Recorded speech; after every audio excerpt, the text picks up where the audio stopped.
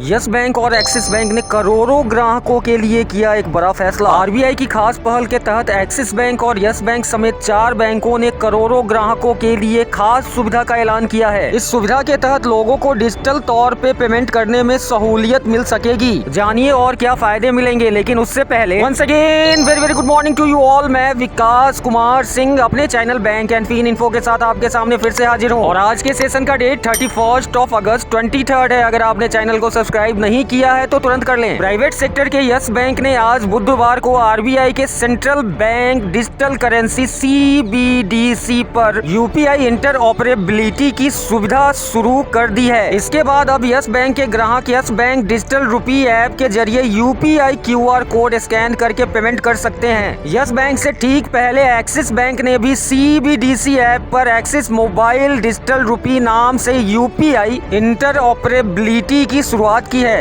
तो आखिर क्या है सीबीडीसी? सीबीडीसी एक फिएट करेंसी है जो बैंकों के द्वारा अपने ग्राहकों को डिजिटल फॉर्म में दी जाती है। किन किन शहरों में सीबीडीसी की पहुंच है? रिजर्व बैंक ऑफ इंडिया ने सीबीडीसी के लॉन्च के आधार पे मुंबई, नई दिल्ली, बेंगलुरु, भुवनेश्वर और चंडीगढ़ तक है सेंट्रल बैंक डिजिटल करेंसी की पहुंच। तो कितने बैंकों के द्वारा लॉन्च की जा चुकी है सीबीडीसी? आरबीआई के आंकड़ों को माने तो अभी 13 बैंकों के द्वारा सीबीडीसी को डिस्ट्रीब्यूशन मिल चुकी है। तो पिछले महीने ही देश के सबसे बड़े प्राइवेट बैंक एचडीएफसी बैंक ने भी यूपीआई क्यूआर के जरिए inter operable digital rupee transaction शुरू किया था।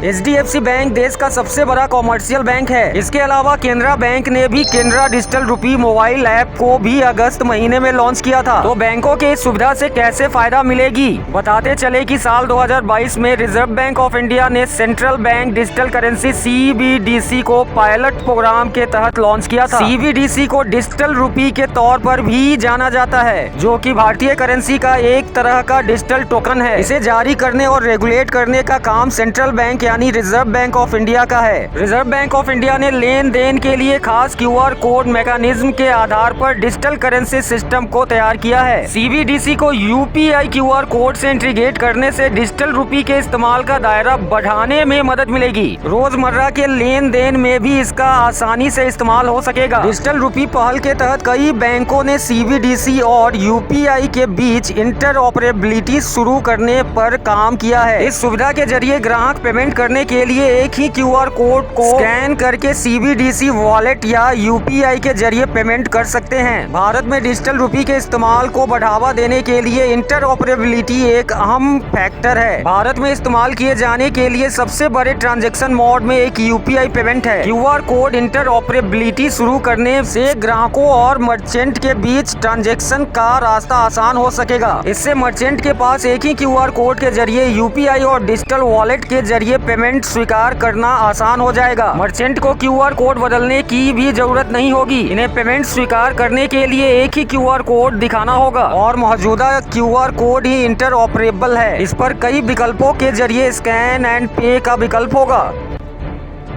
तो आगे देखना है कि भारत के सभी शहरों के नागरिक के द्वारा सीबीडीसी का उपयोग की शुरुआत कब और कैसे होती है। सेवा की समाप्ति सब्सक्राइब की है बारी। Thank you, thanks.